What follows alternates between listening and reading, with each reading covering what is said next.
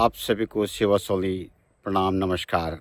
आज का ब्लॉग बनने जा रहा है जिसका विषय है अभिमान का पराभव, जिस पे विचार मेरे पिताश्री द्वारा आपके सामने रखे जाएंगे। जिसमें ये बताया जाएगा कि भगवान विष्णु के जो वाहन हैं गरुड़, उन्हें अपने बल पे किस प्रकार का अभिमान था कि मुझसे ज़्यादा कोई बलशाली है नहीं। तो भगवान विष्णु द्वारा हनुमान जी के माध्यम से किस प्रकार उनका अभिमान तोड़ा गया। तो आपसे उम्मीद है कि आपको पसंद आएगा हमारा चैनल या हमारा ब्लॉग। तो लाइक शेयर सब्सक्राइब और कमेंट ज़रूर कीजिए। तो सुनते हैं इसी पे। धन्यवाद। अभिमान का पराभव अर्थात घमंड का चूर हो जाना। घमंड का वरदान है लाचारी या शर्मिंदगी। अगर वास्तविकता सामने आ गई तो शर्मिंदगी महसूस होना स्वाभाविक हो जाता है। ये बात हम सब लोग जानते हैं। ऐसे ही हमारे भगवान विष्णु के वाहन है गरुड़ जी।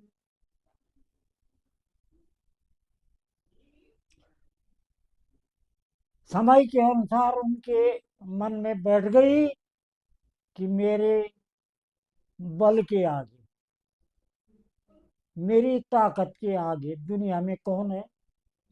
मैं तीनों लोगों के स्वामी को, विष्णु भगवान को, अपनी पीठ पे बिठा के ले जाता हूँ। बार बार यही शेख ही हाँकते रहते थे।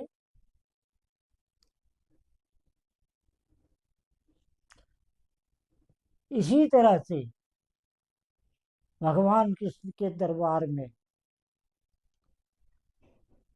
उनकी पत्नी सत्यभामा जी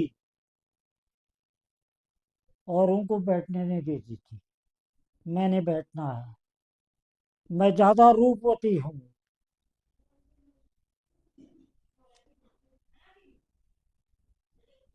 होते चलते भगवान कृष्ण के सोच में एक दिन आ गया कि इनके अहम की, इनके अभिमान की अति हो गई।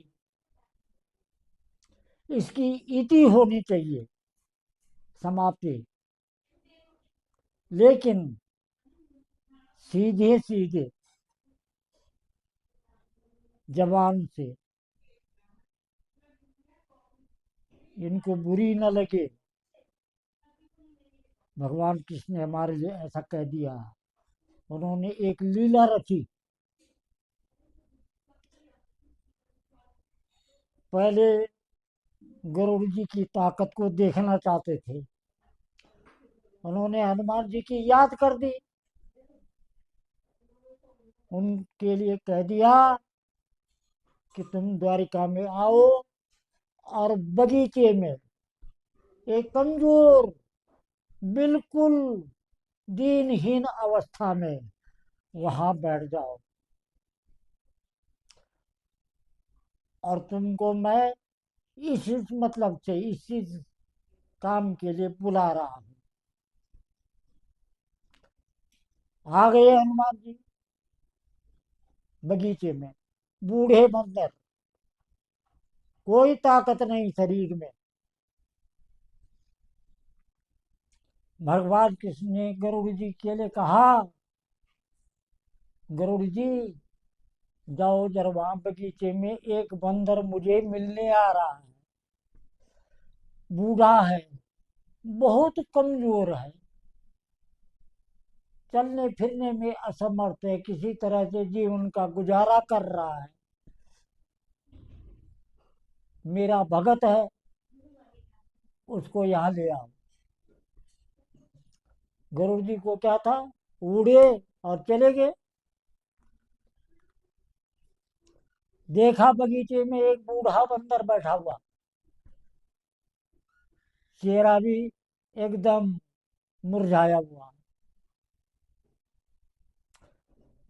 बड़े रोब-दाब से कह दिया, चलो बैठो मेरी पीठ में, मैं तुम्हें भगवान कृष्ण के दरबार में ले जाता हूँ। हनुमान जी ने कहा, भाई मैं चल फिर नहीं सकता हूँ, जरा मेरे नजदीक नजदीक आ जाओ। गरुड़ जी बड़े रौब से धावते आ गए। हनुमान जी ने पूंछ उठाया और गरुड़ जी की पीठ में रख दिया।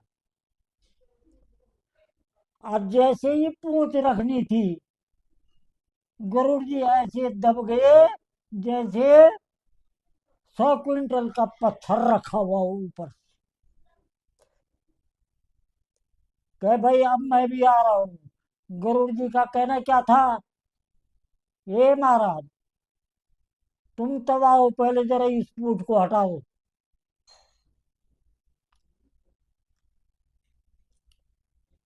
माने कितनी ताकत है तुम में, पूंछ से ही पता हो गया। साबुत हनुमान जी अगर जाते तब क्या होता। गुरु जी समझ गए,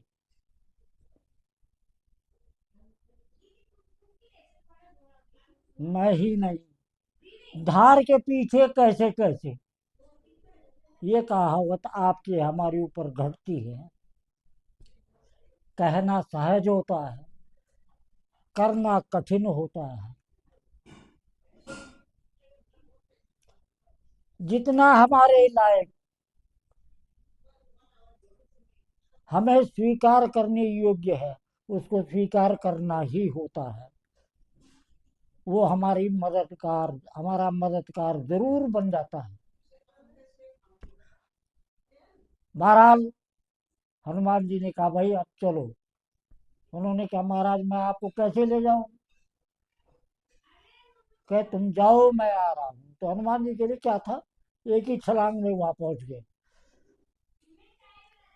तब तक भगवान कृष्ण ने अपनी वेशभूषा बदल दी। क्यों, हनुमान जी तो भगवान कृष्ण को भी राम रूप में ही देखना चाहते थे।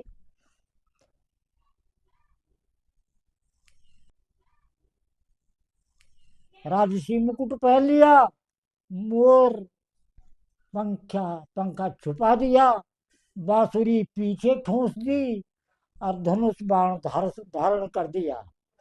हालांकि हनुमान जी जानते थे, लेकिन फिर भी भक्तों के बस में राम जी ने कह रखा है, मैं हूं हनुमाना। हनुमान भगवान कृष्ण को वैसा बनना पड़ा। हनुमान जी पहुंच गए। महाराज तरकस भी देख लिया, धनुष भी देख लिया, आज तक मुरली नहीं देखी थी वो भी देख ली। हंसी ठहाका हो गया, होना ही था। कह मैं फिर भी धन्य हो अपने राम को देख रहा हूं। गरुड़ी सब देख रहे थे, समझ रहे थे ये नाटक, ये लीला सब इनकी है। अब भगवान कृष्ण के बगल में बैठी हुई थी सत्यभामा। जितनी देर देर तक भगवान कृष्ण के दर्शन राम रूप में हनुमान को करने थे किए, लेकिन सत्यभामा की तरफ देखा भी नहीं। वो मन ही मन कुड़ गई, गुस्सा हो गई। हनुमान जी ज्यादा ठहरने वाले कहाँ थे। उनकी आवा भगत में जो कुछ भगवान कृष्ण ने करना था, उनकी आवा भगत को की जरूरत ही नहीं थी।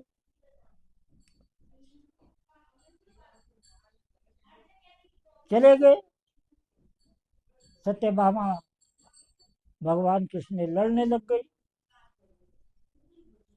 आपसे इतनी वार्तालाप हुई, आपकी इतनी तारीफ की, आपके संबंध में इतना कहा, अब मेरी तरफ तो देखा नहीं। भगवान कृष्ण का क्या जवाब था?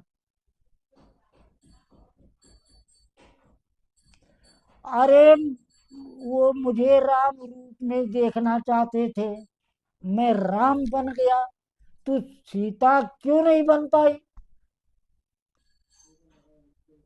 जब तू सीता ही नहीं बन पाई,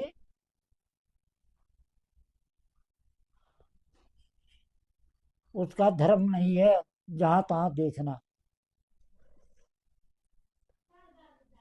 सत्य महाराज जी को भी मालूम हो गया कि वास्तविकता क्या होती है,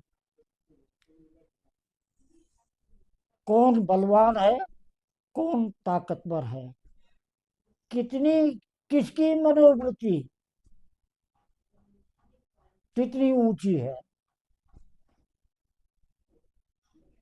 मुझे फिर दोहराना पड़ रहा है, भक्तों के बस में मैं हूँ हनुमाना, भगवान राम के मुख से ये वचन निकले। ये तुलसीदास जी ने लिखा हुआ है और ये सत्य हो सकता है। लेकिन लक्ष्मण जी पर शक्ति लगी, संजीवनी बूटी के लिए भेजा गया, पहाड़ी उठा ले आए। उसका परिणाम, उस औषधि से उपचार के बाद क्या असर हुआ? लक्ष्मण जी ठीक हो गए। जिनको हनुमान जी अपना आराध्य मानते थे, वो रामचंद्र जी श्री राम जी कह रहे हैं, मारुति प्राह वत्साद्य तत्प्रसादा महाकपे,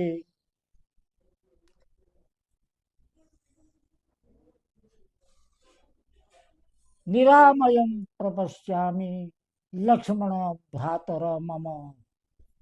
हालांकि हाथ नहीं जोड़े उन्होंने, उनको मालूम था हनुमान मेरा हाथ जोड़ना स्वीकार नहीं करेगा, लेकिन हनुमान के कंधे में हाथ रख करके, हे मारुति सुवन तत्प्रसादान महाकपे, तेरी कृपा से निरामयम प्रपश्यामि, मेरा भाई लक्ष्मण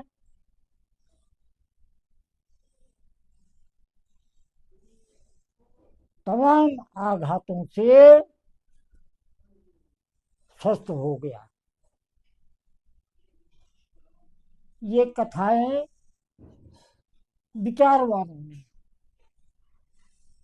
इधर उधर से जोड़ तोड़ करके जोड़ी हुई है। उस राम की कृपा है, मुझे ध्यान रहता है बहुत सारी। मैं प्रयास करूंगा जितनी रख सकूं रखनी है मैंने। इससे क्या मिला? मैं आप लोगों से फिर निवेदन करता हूं कि कुछ न कुछ, छोटी कथा हो या मनगढ़ंत हो या पौराणिक हो, सब में कुछ न कुछ है। मुझे फिर याद आ रहा है, यच्छारभूतम तदुपासनीयम हंसो यथा क्षीर विवाम मध्या। जिस प्रकार हंस दूध में मिले पानी को छोड़ देता है और दूध पी लेता है, ऐसे हमने जो अपने मतलब की चीजें हैं, जो अपने काम आ सकते हैं, उनको ग्रहण करना है। इसी तरह से कब प्रयास करता रहूंगा, आपके समक्ष आता रहूं। धन्यवाद।